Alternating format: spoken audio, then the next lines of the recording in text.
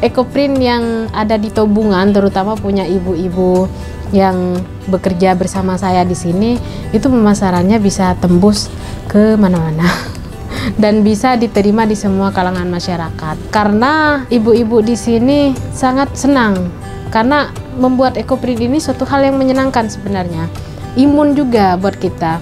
Karena ketika kita membuat ekoprint, hasilnya itu tidak bisa diprediksi. Jadi semuanya serba kejutan.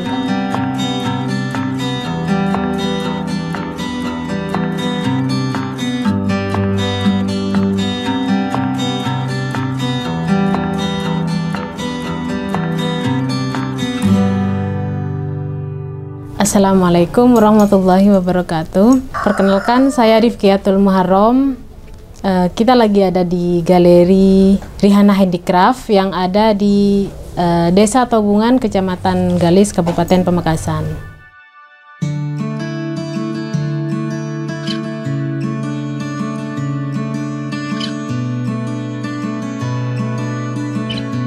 Jadi pertama kali saya memulai usaha itu pertama ketika saya masih kuliah.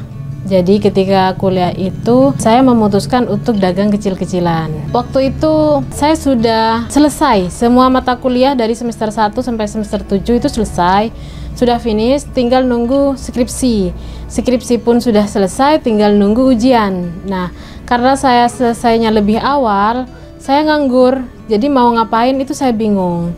Akhirnya dari jelang waktu skripsi kurang lebih 4 bulanan, saya belajar jahit untuk mengisi waktu luang, waktu-waktu kosong saya, karena saya tidak mencari pekerjaan. Saya nunggu ujian dulu, baru setelah ujian niatnya mau cari pekerjaan.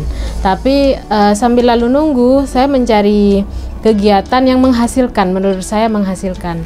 Yang pertama, saya mengajak teman saya, namanya saat itu Anafiroh.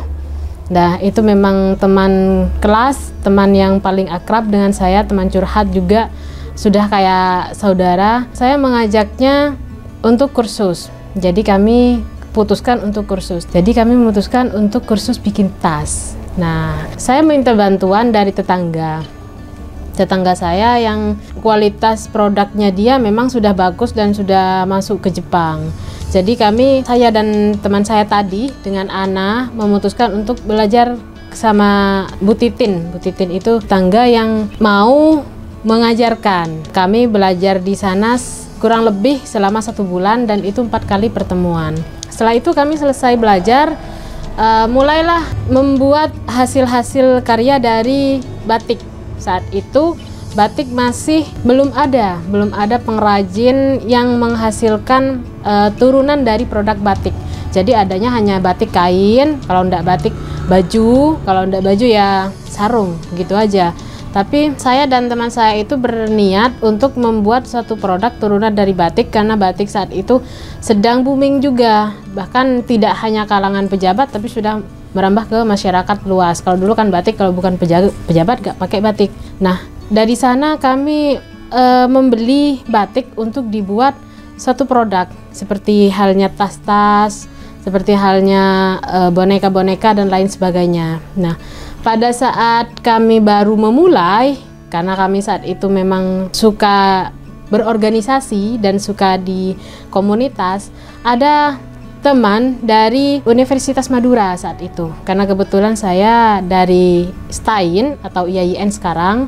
Ketika Universitas Madura, BEM-nya itu teman saya sendiri mengadakan bazar. Nah, saya diundang, padahal saat itu saya masih punya beberapa produk saja, tidak banyak, dan itu hanya batik, kemudian boneka-boneka dari flanel, sapi-sapian, boneka-boneka, kelinci-kelinci kayak dari flanel yang dijahit tangan. Itu pertama kali saya buatnya dengan teman saya tadi.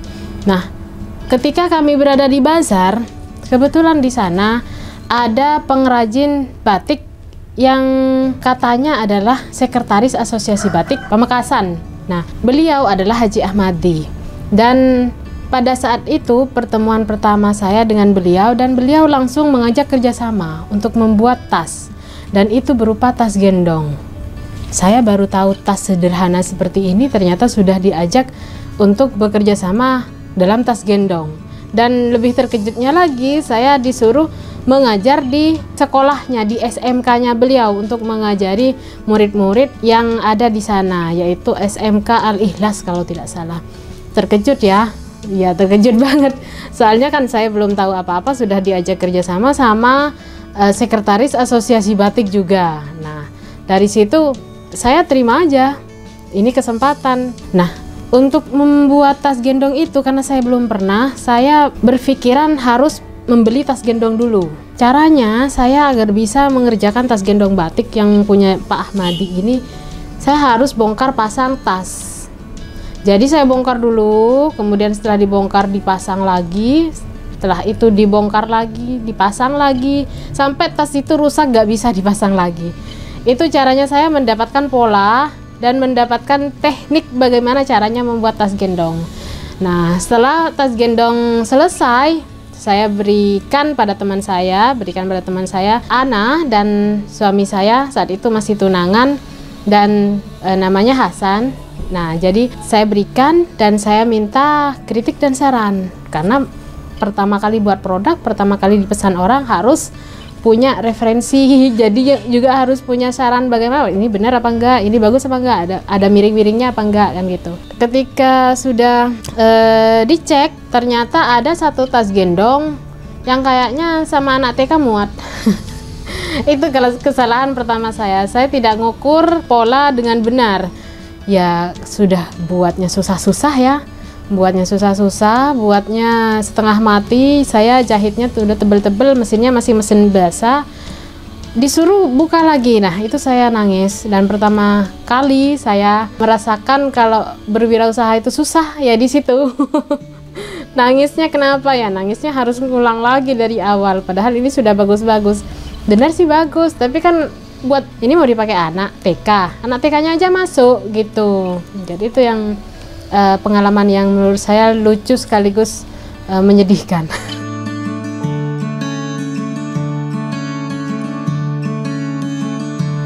Rihana Handicraft, nama brand saya, Handicraft asalnya. Kemudian turunannya itu Rihana Ecoprint yang sekarang sedang saya fokuskan. Jadi ketika saya mau memberi nama Rihana, itu tak lepas dari cerita awal mula tadi. Ri itu adalah nama saya, Rifki. H itu saat itu tunangan saya, sekarang suami ya, bapaknya anak-anak, Hasan. Kemudian Na adalah teman saya tadi, Ana. Jadi kami bertiga memutuskan untuk menggabung nama kami menjadikan sebuah brand, karena ini tak luput dari sejarahnya. Sejarahnya kami saat itu memang lagi galau, gak ada kerjaan, gak ada apa-apa, jadi memutuskan untuk membuat sebuah karya. Handicraft itu kerajinan tangan, jadi memang dari awal kami membuat kerajinan tangan, tas-tas seperti tas batik, tas kain, tas kanvas. Kemudian lambat laun kami membuat kerajinan tas kulit. Jadi tas kulit pun kami tidak terbatas pada kulit biasa, tapi kulit yang sudah diberi motif-motif ecoprint. Jadi ini turunan dari produk Ecoprint kulit. Nah, itu dia yang membuat kita memberi nama Rihana kepada produk-produk yang kami buat.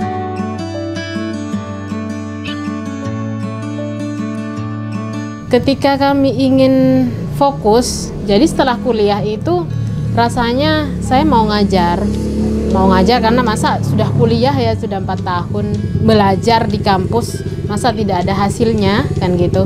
Jadi saya mengajar, tapi dari mengajar itu saya merasakan bukan passion saya. Terus di rumah sudah ada pekerjaan kayak gini, kayak buat tas. Ketika pulang ngajar buat tas itu sudah nggak fokus lagi. Jadi pesanan dari orang-orang itu banyak yang terlambat, banyak yang keteteran karena kefokusan saya pada apa yang ingin saya geluti.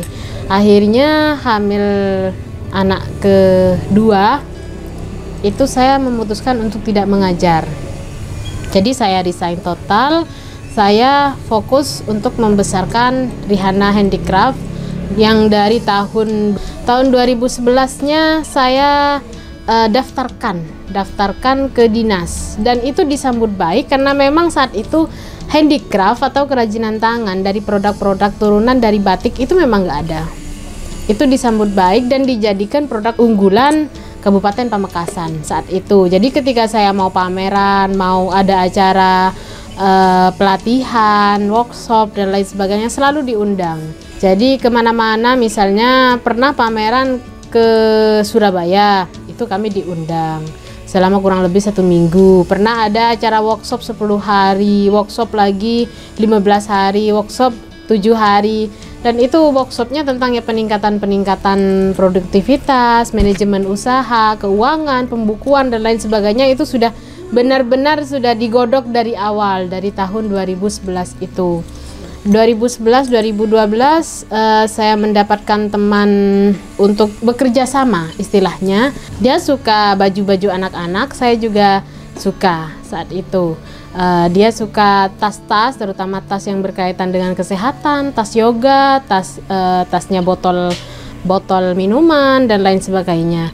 Nah, dari situ saya mulai suka pada baju-baju atau fashion. Sebelumnya saya hanya tas-tas saja. Dari sana ketika saya bekerja sama dengan Bu Mita, saat itu teman saya mulai suka merambah ke baju-baju fashion lah istilahnya. Jadi mulai memutuskan sedikit-sedikit ke sana. Ketika tahu Ecoprint ini masih baru, sekitar tahun 2018.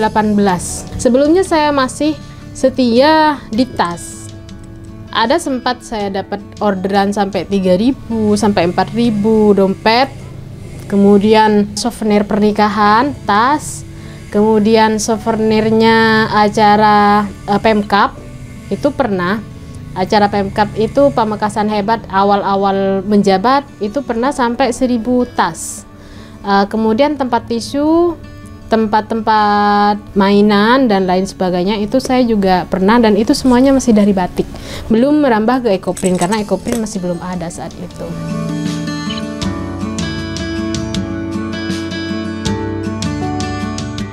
Kemudian tahun 2018 saya mulai tertarik pada Ecoprint. Pertama kali diperkenalkan Ecoprint itu ada pelatihan dari provinsi, dari Dinas Koperasi Provinsi yang diadakan di Hotel Odaita. Pada saat itu karena saya ketua Asosiasi Handicraft Jawa Timur, saya banyak teman-teman handicraft. Jadi mulai dari rajut, mulai dari tas, pernak-pernik, monte-monte, kemudian flanel dan lain sebagainya, itu adalah teman-teman saya sendiri. Ketika ada pelatihan Ecoprint, saya diminta, Mbak Rifki minta tolong teman-temannya diajak yang bagian UKM kerajinan tangan. Jadi saya ajak beberapa teman untuk ikut. Nah, ketika saya sudah mengundang teman-teman saya saat itu untuk ikut ke pelatihan, alhamdulillah dari pelatihan itu kami suka dan kami ingin mengembangkan.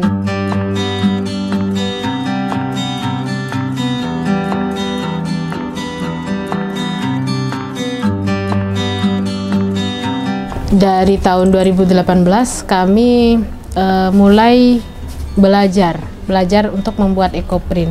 Ecoprint ini pertama kali kami ketahui adalah pembuatan bahan-bahan kain yang diberi warna dan corak atau motif dari bahan alam. Kemudian motifnya adalah dari dedaunan. Semua yang kita pakai di sini adalah daun. Ini ada daun jarak kepiar yang mirip-mirip daun ganja ya. Tapi bukan daun ganja, ini daun jarak kepiar. Nah, ada bunga di sini, ada bunga kenikir, ada daun kenikir, daun jarak ulung, itu semua dibuat motif. Jadi dasarnya itu dari pewarna alam yang menggunakan warna merah, kita menggunakan secang. Secang adalah kayu yang dia memang menghasilkan warna merah. Dan motif-motifnya dari daun-daun itu sendiri yang kita tata. Kita tata, kemudian setelah ditata itu digulung. Ditatanya tidak hanya daun-daun saja, tapi ada bunga-bunga juga, ada kulit-kulit pohon juga bisa, ada bahkan akar bisa. Semua daun itu bisa dimasukkan, tapi kita harus melihat tekniknya. Dari 2018 itu saya mulai belajar Jadi belajarnya tidak hanya di sini, di Pamekasan, tidak berhenti ketika diberikan fasilitas dari dinas, tapi kami mulai belajar mandiri. Belajarnya dari online dan offline.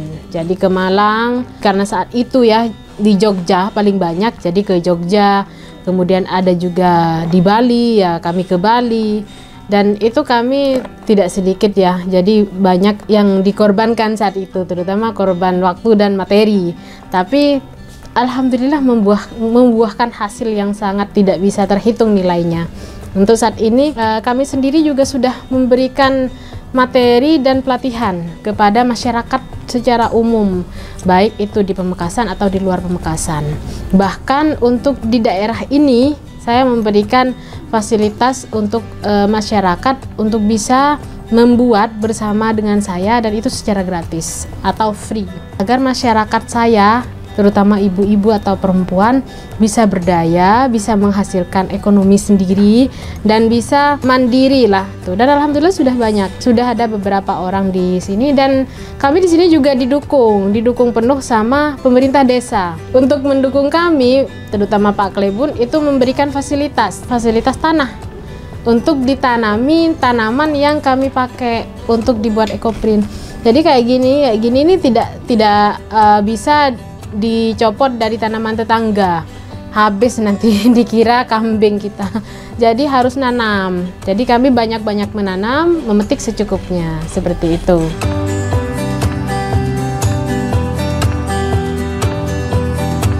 Kendala yang saya temui mulai dari awal itu, yang pertama kendalanya ini yang paling urgent itu adalah SDM-nya. Jadi orang-orang yang mau bekerja seperti saya ini masih mikir, karena kita berproses, tidak langsung, tidak instan ya, tapi prosesnya itu agak panjang. Dan selama saya melakukan usaha ini, sering gonta-ganti pekerja ya, sering juga ngajari lagi, kemudian sudah mahir-mahir berhenti, kemudian rekrut lagi, mahir-mahir berhenti lagi. Jadi itu salah satu kendalanya, SDM. Jadi sumber daya manusianya yang paling sangat saya butuhkan, dan itu jadi kendala sampai saat ini. Nah, solusinya untuk saat ini, saya masih ada satu teman yang mau dan masih bisa diajak kerjasama dalam kurun waktu 10 tahunan lebih. Dia kerja bersama saya di sini, dan itu sampai saat ini masih aktif. Alhamdulillahnya dia juga sudah bisa produksi sendiri, sudah bisa memasarkan sendiri. Nah, ketika sudah bisa produksi dan memasarkan sendiri, itu merupakan suatu kepuasan tersendiri bagi saya. Jadi saya tidak menutup jalannya dia untuk mendapatkan rezeki. Nah, untuk akhir-akhir ini saya mendapatkan bantuan yang sangat luar biasa ketika ada ekoprint seperti ini, kemudian tetangga-tetangga, kemudian ada teman-teman Dasawisma dan PKK yang mau bersama-sama, ibu-ibu pamongnya, pamong Pacangan, pamong Punglao, pamong daerah Rongrongan, Bu Sekdes dan Bu Klebunnya, itu sangat welcome. Jadi ketika saya membutuhkan produk, saya tinggal bersama-sama dengan teman-teman itu. Meskipun teman-teman bukanlah pekerja saya, tapi kita partner. Enaknya seperti itu. Dan fasilitas yang menjadi kendala juga adalah bahan baku, karena kayak kain-kain itu tidak tersedia pun itu mahal. Jadi solusinya kami harus kulakan dalam jumlah besar untuk mengantisipasi membengkaknya ongkir. Jadi ketika dalam jumlah besar itu kita sudah berhasil mengulak lah, katakanlah berbelanja dalam jumlah yang banyak, itu kami bisa menekan harga produksi. Solusinya kami juga dibantu oleh BUMDes atau Badan Usaha Milik Desa, dan ini memberikan kami fasilitas berupa penjualan kain-kain dan bahan-bahan ekoprint dengan harga yang terjangkau. Dan alhamdulillah dukungan dari desa kami, terutama di Desa Tobungan ini, sangat luar biasa, dan teman-teman malah semakin bersemangat.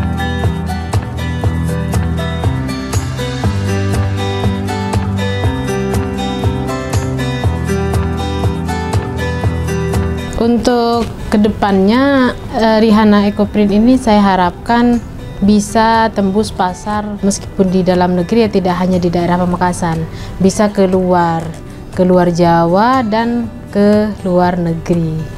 Kalau punya teman saya sudah, dan saya juga ingin Ecoprint yang ada di Tobungan, terutama punya ibu-ibu yang bekerja bersama saya di sini, itu pemasarannya bisa tembus ke mana-mana dan bisa diterima di semua kalangan masyarakat. Karena ibu-ibu di sini sangat senang karena membuat Ecoprint ini suatu hal yang menyenangkan sebenarnya.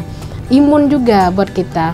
Karena ketika kita membuat Ecoprint, hasilnya itu tidak bisa diprediksi. Jadi semuanya serba kejutan. Karena reaksi dari bahan-bahan mordan, bahan-bahan yang kami buat dengan bahan-bahan alam ketika dimasukkan di kukusan, ketika sudah dibuka, itu menjadi sesuatu yang selalu mengejutkan.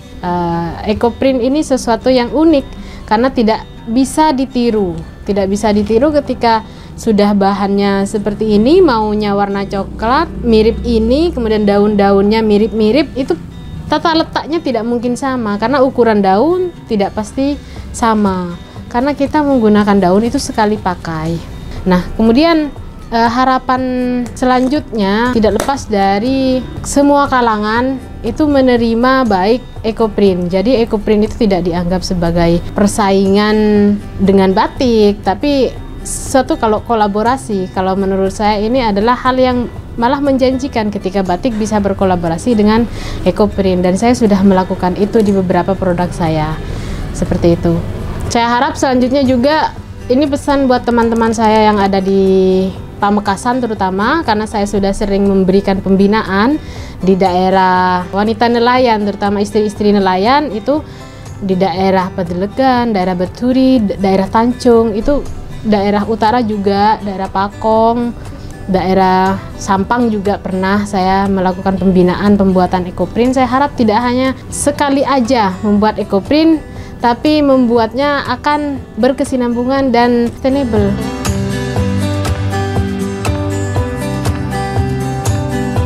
Terima kasih telah menonton video ini, semoga bermanfaat. Jangan lupa subscribe channel YouTube Legenda Kreatif.